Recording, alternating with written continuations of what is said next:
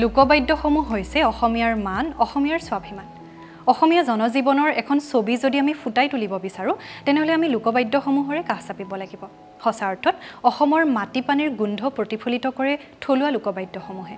বিভিন্ন সময়ত বিভিন্ন কৰ্মশালাত বা আখৰাত লোকবাদ্যসমূহৰ বাদনৰ কৰ্মশালা দেখিবলৈ পোৱা যায়। কিন্তু প্ৰকৃতাৰ্থত লোকবাদ্যসমূহ জীয়াই ৰাখিবলৈ হ'লে ইয়াৰ নিৰ্মাণৰ প্ৰসংগটোও কিন্তু আহি পৰে। আজি আমি আপোনালোকক তেনে এজন থলুৱা লোকশিল্পীৰ কাষলৈ লৈ যাবলৈ বিচাৰিছোঁ।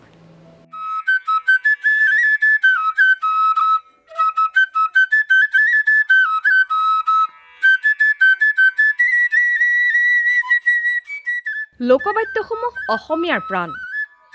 অসমীয়া থলুৱা সংগীতৰ অলংকাৰ থলুৱা বাদ্যযন্ত্ৰসমূহ। লোকবাদ্যসমূহত বিচাৰি পায় জীয়াই থকাৰ ছন্দ। এই যুৱকজন প্ৰতিদিনে ব্যস্ত হৈ আছে অসমীয়া সংস্কৃতিৰ প্ৰসাৰত।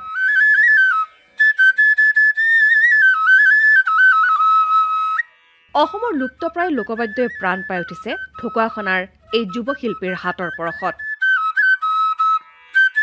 নাম দিব্যজ্যোতি চুতীয়া।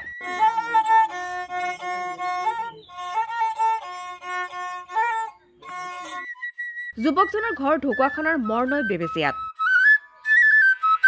দিব্যজ্যোতিৰ হাতৰ পৰশত প্ৰাণ পাই উঠিছে অসমৰ সাংস্কৃতিক জগতৰ পৰা হেৰাই যাবলৈ ধৰা টোকাৰী, একতাৰা, দোতাৰা, বিনকে ধৰি বিভিন্ন থলুৱা লোকবাদ্যযন্ত্ৰই। এইসমূহ বাদ্যযন্ত্ৰৰ উপৰি যুৱকজনে ঘৰতে প্ৰস্তুত কৰিছে মহৰ শিঙৰ পেঁপা, বাঁহৰ সুতুলি, গগনা আদিও।